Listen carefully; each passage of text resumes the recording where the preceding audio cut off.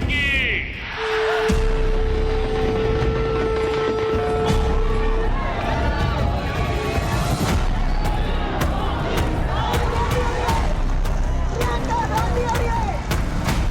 कर्नाटक के चुनाव में बजरंगबली का जाप प्रधानमंत्री नरेंद्र मोदी ने शुरू किया था, लेकिन क्या कर्नाटक का यह फैसला कांग्रेस नेता राहुल गांधी की संजीवनी बूटी बनकर आया है?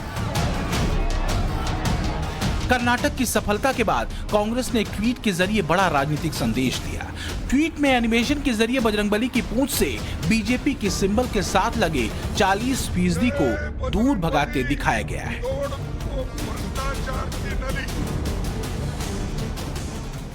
इस ट्वीट में लिखा गया है, जय बजरंगबली, तोड़ दी भ्रष्टाचार की नली।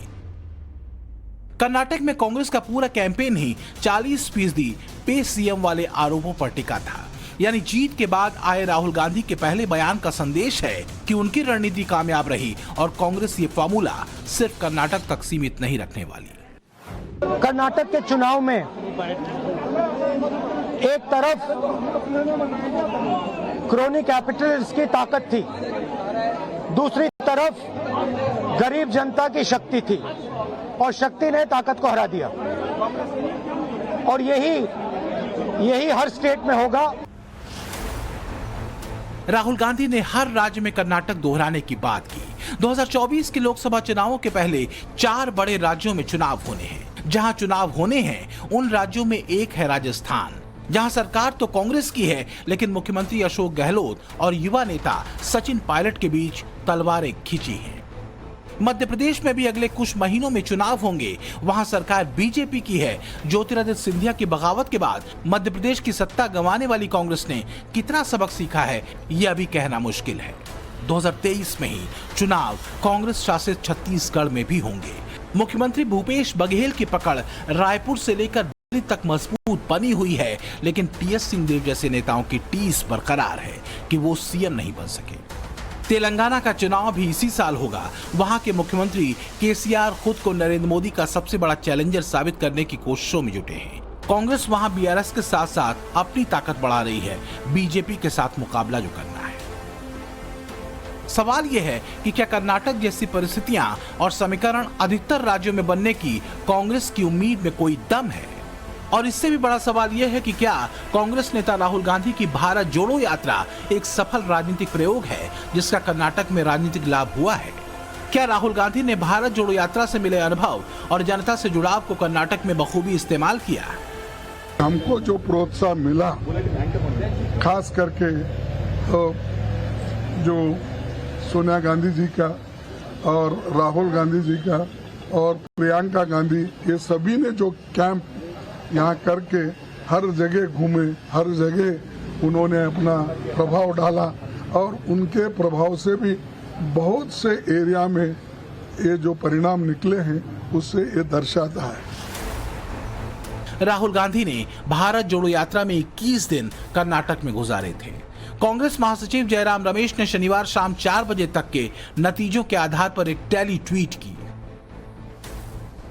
इसके मुताबिक कर्नाटक में जिन 20 विधानसभा क्षेत्रों से भारत जोड़ो यात्रा निकली थी, उनमें से 15 सीटें कांग्रेस के खाते में गई हैं, जबकि 2018 में इन 20 सीटों में से सिर्फ 5 सीटें कांग्रेस के पास थी।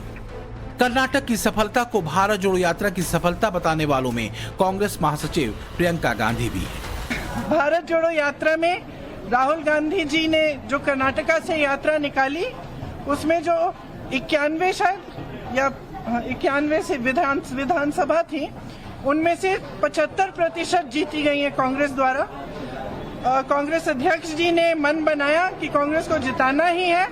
1 महीने से वे कर्नाटका में रहे, उन्हीं के नेतृत्व में पूरा संचालन हुआ। ये बात और है कि जब भारत जोड़ो यात्रा निकल रही थी, तब कांग्रेस ने दावा किया था कि ये राजनीतिक यात्रा नहीं, ये एक तपस्या है। भारत जोड़ो यात्रा के दौरान राहुल ने जोर शोर से नफरत के बाजार में मोहब्बत की दुकान खोलने की बात की। कर्नाटक के नतीजों ने उन्हें इस नैरेटिव को आगे बढ़ाने में मदद कर दी है। कर्नाटक में नफरत की बाजार बंद हुई है, मोहब्बत की दुकानें खुली हैं। ये सबकी जीत है, सबसे पहले ये कर्नाटक की जनता की जीत है। हमने चुनाव में कर्नाटक की जनता से, गरीब जनता से 5 वायदे किए थे। मैंने अपने भाषण में कहा, खारगे जी ने भाषण में कहा, सब नेताओं ने भाषण में कहा था कि हमारे 5 वायदे हैं। हम इन वायदों को पहले दिन पहली कैबिनेट मीटिंग में पूरा करेंगे। कर्नाटक का यह नतीजा कांग्रेस के लिए इसलिए भी उम्मीदों से भी बड़ा है क्योंकि अभी 2 महीने भी नहीं हुए हैं जब राहुल गांधी संसद में अयोग्य घोषित करार दिए गए। ये महज संयोग है या फिर जनता का कोई राजनीतिक संदेश कि राहुल गांधी की अयोग्यता मोदी समाज पर दिए गए उनके जिस बयान पर आए कोर्ट के फैसले के आधार पर हुई है, वो बयान 2019 में कर्नाटक के ही कोलार में दिया गया था। कांग्रेस के नेता कर्नाटक के फैसले को कोलार वाला संदेश बताने में भी नहीं चूक रहे। राहुल गांधी जी के ऊपर जो मुकदमा दायर हुआ था गुजरात के सूरत के अंदर, बेलारी जगह जो है कर्नाटक के अंदर, वहीं वो मोदी को लेकर के मदद किया। उसी मुकदमे में राहुल गांधी जी की समाप्त हुई। एक षड्यंत्र के अंतर्गत मैक्सिमम सजा कभी होती नहीं ऐसी देश के अंदर, और उनको दूसरे दिन ही तीसरे दिन ही उनको हाउस से निकाल दिया। तो कर्नाटक की जनता ने बाकी जवाब दी, इसका जवाब भी दिया है। बेशक संसद से अयोग्यता ने राहुल गांधी के सामने संकट खड़ा किया था, लेकिन क्या कर्नाटक का नतीजा उन्हें संकट काल से बाहर निकालकर 2024 की बड़ी लड़ाई के लिए तैयार कर रहा है? कर्नाटक में एक बार फिर मुख्यमंत्री बनने की रेस में शामिल सिद्धारमैया ने तो भविष्यवाणी कर दी है कि राहुल प्रधानमंत्री बन सकते हैं। I think this election is a very crucial election. This result of this election will be a stepping stone for the coming Lok Sabha election. I hope that all non-BJP parties come together and see that BJP is defeated. I also hope that Rahul ji may become the Prime Minister of this country. Congress को तो अभी इसी सवाल का जवाब तलाशना है कि कर्नाटक में मुख्यमंत्री कौन बनेगा, सिद्धारमैया या DK शिव कुमार। वैसे इस सवाल का जवाब तलाशना कांग्रेस का अंदरूनी मामला है। इस निर्णायक जनादेश के बाद कांग्रेस को ज्यादा परेशानी नहीं आनी चाहिए। लेकिन जहां तक राहुल गांधी की प्रधानमंत्री पद की दावेदारी का सवाल है, तो विपक्ष में ममता से लेकर KCR और नीतीश कुमार जैसे कई चेहरे हैं जिनके नामों के आगे PM उम्मीदवारी की चर्चा गाहे बगाहे छिड़ ही जाती है। ये भी समझना होगा कि विपक्ष के नेता क्या ये भरोसा कर सकते हैं कि मोदी को राहुल चुनौती दे सकेंगे। अभी ज्यादा वक्त नहीं बीता जब बंगाल की CM ममता बनर्जी ने कहा था कि राहुल तो मोदी की TRP है।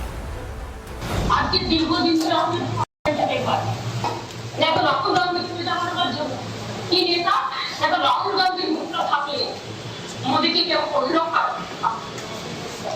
কারণ ও রাহুল গান্ধী হচ্ছে মোদীর সবচেয়ে বড় পার্টি সম্পর্কে আমরা বুঝে নিই, সবচেয়ে বড় টিআরপি সরকার করে। कर्नाटक के नतीजों के बाद ममता बनर्जी की ये राय राहुल को लेकर बदलेगी या नहीं, अभी संकेत तो नहीं मिले। लेकिन ये बात भी सच है कि लंबे समय बाद राहुल गांधी किसी चुनाव प्रचार में इतने मसरूफ रहे हैं। राहुल गांधी ने कर्नाटक में 18 रैलियां की हैं।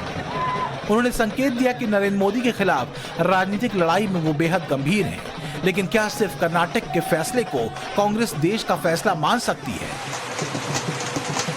इसी कर्नाटक ने 2018 में विधानसभा चुनाव में किसी को पूर्ण बहुमत नहीं दिया था, लेकिन जब 2019 का लोकसभा चुनाव हुआ तो बीजेपी कर्नाटक के 28 में से 26 लोकसभा सीटों पर विजयी हुई। कांग्रेस को सिर्फ 1 सीट मिली।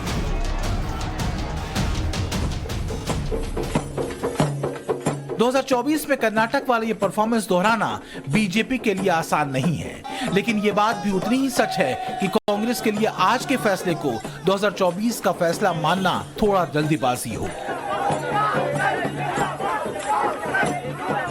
कर्नाटक का फैसला राहुल गांधी को हौसला देने के काम तो आ रहा है, लेकिन कांग्रेस के लिए अभी उन्हें बेहद मुश्किल लड़ाई लड़नी है। ब्यूरो रिपोर्ट, टाइम्स नाउ, नव भारत।